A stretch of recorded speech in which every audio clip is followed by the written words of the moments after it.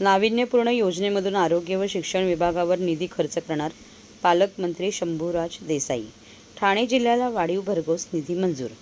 नाविन्यपूर्ण योजनेमधून आरोग्य व शिक्षण विभागावर खर्च करणार असून ठाणे जिल्ह्याला सन 2024-25 या आर्थिक वर्षामध्ये भरघोस वाढीव निधी मंजूर झाला आहे, असे प्रतिपादन शनिवारी राज्य उत्पादन शुल्क तथा पालकमंत्री ठाणे श्री शंभूराज देसाई यांनी जिल्हा नियोजन समितीच्या आढावा बैठकीनंतर पत्रकारांशी बोलताना केले।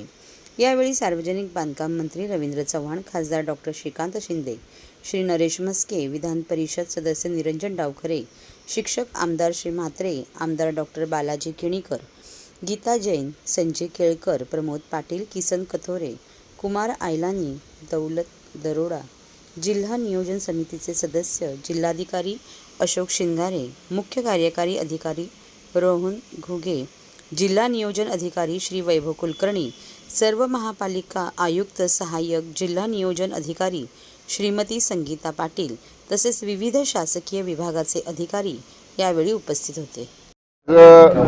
ठाणे जिल्हा नियोजन समितीची बैठक संपन्न झाली।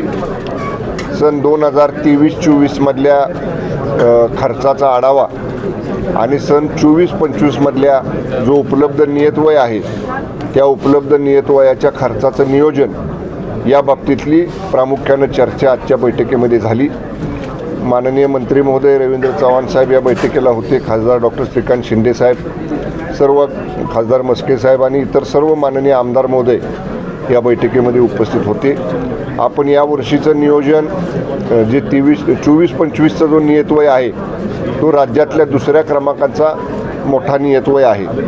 गतवर्षीपेक्षा जवळपास 200-2.25 कोटी रुपये वाढीव निधी या जिल्हा नियोजन समितीला शासनाकडून उपलब्ध झालेला आहे। त्याच्याबद्दल पालकमंत्री म्हणून माननीय मुख्यमंत्री शिंदे साहेबांचे, फडणवीस साहेबांचे आणि माननीय अजितदादांचे मी पालकमंत्री म्हणून आभार मानतो। अत्यंत काटेकोर नियोजन या वर्षीच्या खर्चाचा आपण केलेला आहे। 8 ते 10 दिवसामध्ये सर्व लोकप्रतिनिधींच्या प्राधान्यक्रमाच्या आराखड्यामधली जी कामं आहेत त्याच्या बाबतीतल्या याद्या प्राप्त करण्याच्या सूचना मी प्रशासनाला दिलेल्या आहेत। माननीय लोकप्रतिनिधींनाही तशी विनंती केलेली आहे। यावर्षी सरकारनं सगळ्यांच्याचसाठी कारण पुढं आचारसंहिता लागण्याची शक्यता असल्यामुळं टेंडर मर्यादा ही शिथिल केलेली आहे। त्यामुळे जी काही शिथिल केलेली टेंडर मर्यादा आहे त्याच्या अधीन राहून याद्या कामांच्या आल्या की त्याच्या प्रमा लगेच देणं, प्रमा दिल्या की ते टेंडर स्टेजला आणणं आणि टेंडर पूर्ण करून वर्क ऑर्डर ही सगळी प्रक्रिया 1 महिन्या ते 1.5 महिन्याच्या आत पूर्ण करण्याच्या सूचना मी आज प्रशासनाला दिल्यात। तसा निर्णय आजच्या बैठकीमध्ये झालेला आहे। काही नाविन्यपूर्ण उपक्रम जी गेल्या वेळी मी सांगितलं होतं तसं पूर्ण आरोग्य विभागाचा निधी जिल्ह्यामध्ये जेवढा उपलब्ध आहे तेवढा आणि शिक्षण विभागाचा निधी हा आपण स्मार्ट प्राथमिक आरोग्य केंद्र आणि मॉडेल मराठी शाळा या 2 योजनांवरती शिक्षण विभागाचा आणि आरोग्य विभागाचा निधी खर्च करण्याचा सर्वानुमते आज निर्णय झाला।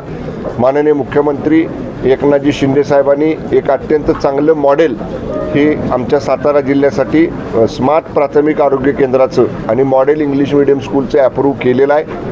मी जिल्हाधिकारी ठाण्याला सांगितलेलं आहे की जे माननीय मुख्यमंत्री महोदयाने अप्रूव्ह केलेलं आहे ते तुम्ही बघा आणि यावर्षी आपण ठाणे जिल्ह्यात सुद्धा ते मॉडेल राबवून प्राथमिक आरोग्य केंद्र, महापालिकांचे दवाखाने, आपला दवाखाना आणि महापालिकेच्या आणि जिल्हा परिषदेच्या अंतर्गत असणाऱ्या मराठी शाळा या अत्याधुनिक करण्याचं एक चांगला कार्यक्रम हातात घेतलेला आहे।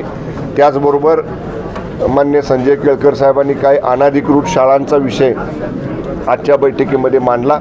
तर मी आज सगळ्या महापालिका आयुक्तांना सूचना दिलेल्या आहेत, जिथं शाळा अनधिकृत असतील, ज्यांना मान्यता शासनाची नसेल अशा ठिकाणचा तातडीनं ड्राईव्ह घ्या आणि जी काही आपल्याला प्रचलित नियम आहेत त्याच्याप्रमाणे कारवाई करा, ते सुद्धा आपण सांगितलेलं आहे। सर्वच आमदार महोदयांनी जिल्ह्याच्या संदर्भातले प्रश्न उपस्थित केले, खेळीमेळीमध्ये चर्चा झाली आणि निधी मुदतीमध्ये खर्च करण्याचा एखादा दुसरा अपवाद आजच्या बैठकीमध्ये झाला की प्रशासकीय मान्यता देऊन सुद्धा टेंडर लवकर होत नाहीत, तर त्या बाबतीत सक्त आदेश सगळ्या कार्यान्वित यंत्रणांना आपण दिलेले आहेत की प्रमा झाल्या मुदतीपूर्वी सगळी कामं या ठिकाणी आपण मंजुरीच्या टेंडर स्टेजला आणावीत आणि कुठल्याही पद्धतीनं अखर्चित निधी राहणार नाही, स्पिल ओव्हर जास्त राहणार नाही, या सगळ्या बाबतीतली दक्षता घेण्याचं आम्ही निश्चित केलेलं आहे. त्याप्रमाणे चर्चा बैठकीमध्ये झाली. बैठक खेळीमेळीमध्ये सगळ्यांशी विचारविनिमय करून पार पडलेली आहे.